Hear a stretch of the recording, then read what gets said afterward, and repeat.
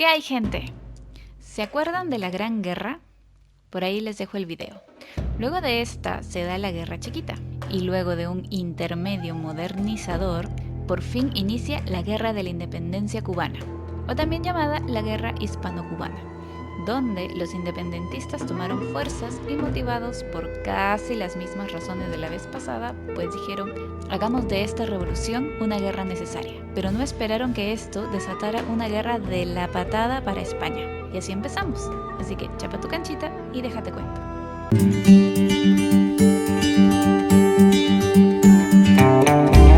¿Se acuerdan de los personajes que mencioné en el video pasado?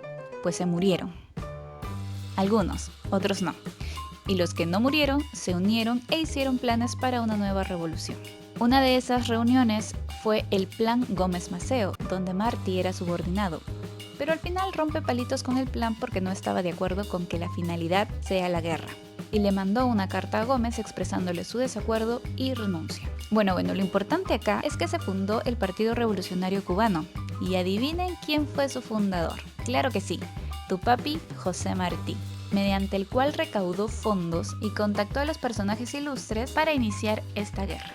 Para ponernos en ambiente, luego de la Guerra de los 10 años hubo un gran distanciamiento entre cubanos y españoles, entre criollos y los blanquitos de sociedad. También hubo una modernización tecnológica en la producción del azúcar que dificultó la posición de los jornaleros empujándolos al bandolerismo. Y desde que Cánovas entró al poder, se impuso en Cuba un colonialismo intransigente y autoritario. Y la población obviamente estaba en descontento con todo eso. El primer intento de Martí, luego del Plan Gómez Maceo, fue el Plan de Fernandina, un plan ultra hiper secreto y muy elaborado para invadir Cuba, que fracasó luego de ser traicionado y embargado. Pero esto no derrotó a los revolucionarios, al contrario, les dio más fuerza. José Martí le escribió al hombre de confianza y jefe de la revolución en Cuba, Juan Gualberto Gómez, y le dijo que pongan fecha al levantamiento, y a Máximo Gómez y Antonio Maceo para contarles lo que pasó y decirles que esto no los detendría. Es así que se redactó en Nueva York el decreto de alzamiento de toda la isla, con las firmas de José Martí, Maguía Rodríguez, en nombre del general Máximo Gómez, y la firma de Enrique Collazo. Documento que fue dirigido luego a Juan Gualberto Gómez, y tan pronto le llegó el decreto, se reunió con los principales jefes de Occidente, acordando que el día de inicio del levantamiento sería el primer día de las fiestas de carnavales. Y así empezó todo, dando el grito de Baire, es decir, con levantamientos simultáneos por toda la isla. En Oriente, los jefes Bartolomé Mazo y Guillermón fueron un éxito, mientras en Occidente fracasaron, porque los jefes militares fueron encarcelados un día antes por las fuerzas españolas. Pero el triunfo oriental lo fue todo. Mientras, Martí y Máximo Gómez se encontraban en República Dominicana, donde firmarían el Manifiesto de Montecristi, donde proclamaron los propósitos de la revolución y manifestaba que los objetivos iban más allá de la independencia. Por su parte, la respuesta de España recayó en Emilio Calleja y Sassi, capitán general, quien prometió el perdón para los que se rindiesen. La situación en Cuba, indirectamente, hizo que Sagasta renunciara y entró al poder Cánovas del Castillo, quien sustituyó a Emilio y puso en su lugar a Arsenio Martínez Campos. ¿Se acuerdan? Fue este que hizo el Tratado del Sajón y por lo cual tenía una gran reputación. Fue en abril de ese mismo año en que llegaron los personajes principales de esta contienda. ¿Quiénes llegaron? Pues el nuevo capitán general, llegaron 22 hombres veteranos de la Guerra de los 10 años y finalmente a bordo del vapor Nordstrand llegó el espíritu libertador José Martí y el general en jefe del ejército libertador Máximo Gómez. La columna de Maceo libraría un importante combate en Jovito, que marcaría la primera victoria. Y asimismo, en Dos Ríos, Máximo Gómez también libraría otro combate en el que fallecería el principal exponente político de la revolución, José Martí.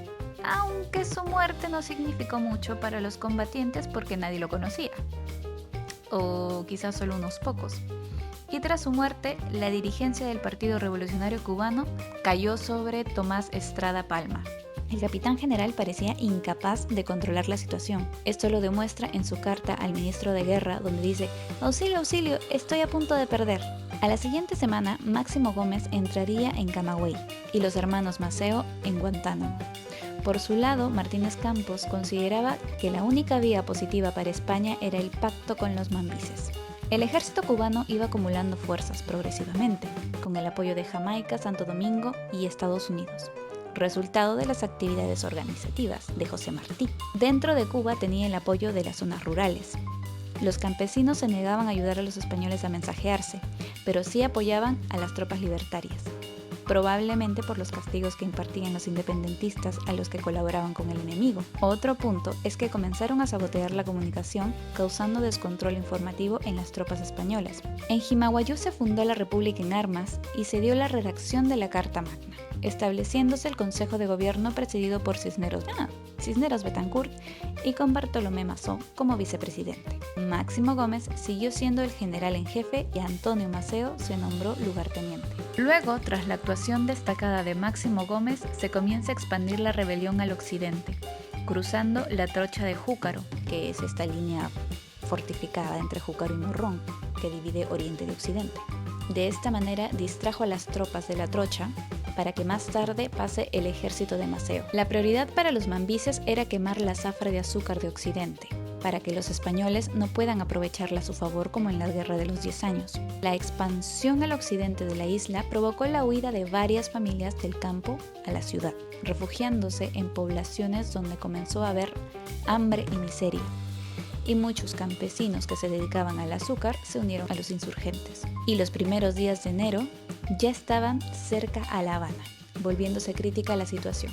Y Martínez Campos señaló que se encontraba desesperado y superado. Otro dato importante en esta guerra es que se dice que los mambises eran fuertes a caballo, porque como la mayoría eran campesinos, el caballo era su medio de transporte y el machete su herramienta de trabajo. El ejército español para fin de año contaba con 100.000 soldados y durante toda la contienda alcanzaron los 200.000 individuos. Todo este número por las puras, porque llegaban a enfermarse, por lo que muchos tuvieron que ser repatriados. Aparte, los dividían en grupos de aproximadamente 600 hombres y los mandaban a proteger los ingenios azucareros y la trocha de Júcaro. Junto a ellos también estaba el Cuerpo Voluntario, milicia protegida por los comerciantes y propietarios. El siguiente año entraría como capitán general Valeriano Weyler, ya que Martínez Campos se sintió agobiado y renunció. Su estrategia pacificadora se centró en capturar a Antonio Maceo, y ni bien llegó, publicó una instrucción donde prácticamente todos los cubanos empezaron a ser considerados revolucionarios en potencia. Se aumentó la censura y a los medios extranjeros criticones los expulsó. Y claro, no olvidemos la orden a las reconcentraciones de la población, que no trajo más que hambre y enfermedad, causando una catástrofe que ha sido comparada con los campos de concentración nazis. Maceo y Gómez estaban actuando en Pinar del Río y La Habana por separado, y no tuvieron muchos enfrentamientos, por lo tanto solo se limitaban a las expediciones de abastecimiento. Y como Maceo estaba en Pinar del Río, Weyler también tenía que estar ahí. Y, en este tiempo, otro veterano de la Guerra de los 10 años apareció. Y este sería elegido comandante de los cuerpos del ejército de Puerto Príncipe y Santiago de Cuba, uniéndose a la zona comandada por José Maceo, quien moriría a mediados de ese año, por lo que los mambises del este estarían definitivamente bajo el mando de Calixto García. Otra gran pérdida en este año fue la de Antonio Maceo y Francisco Gómez Toro, hijo de Máximo Gómez, pero, como siempre, esto no los detuvo. Calixto García y sus 6.000 mambises controlaban Oriente, y solo Matanzas se podría decir que se encontraba pacificada. Cánovas del Castillo fue asesinado. Aún no se sabe muy bien por qué realmente fue asesinado, aunque muchos dicen que por los independentistas cubanos. La cosa es que con esto Weyler perdía poder y renunció ahí nomás el siguiente mes. Por ahí, en esas fechas, Calixto García entró a la ciudad Victoria de las Tunas y también celebrarían su segunda asamblea constituyente de la República en Armas, acordando una nueva constitución. Fue Ramón Blanco quien entró como nuevo capitán general, poniendo fin a la reconcentración y proclamando una amnistía para los mambises, a lo que Calixto García respondió con pena de muerte para todo aquel que se sumase a ella. En este último año la guerra se había atascado. Otra vez. No iba ni para atrás ni para adelante. Es cuando la nación estadounidense atacó. Como sabemos, los norteamericanos querían apoderarse de la isla desde tiempos inmemoriales. Y dijo, ahora es cuando. Entonces el acorazado que se encontraba en las costas de La Habana explotó.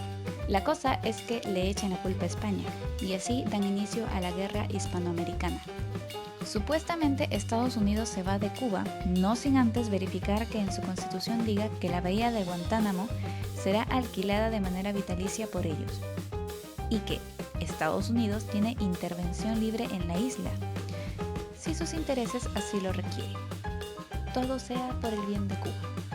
Y aquí terminamos. Gracias por acompañarme en este viaje al pasado. Que tengas un buen día.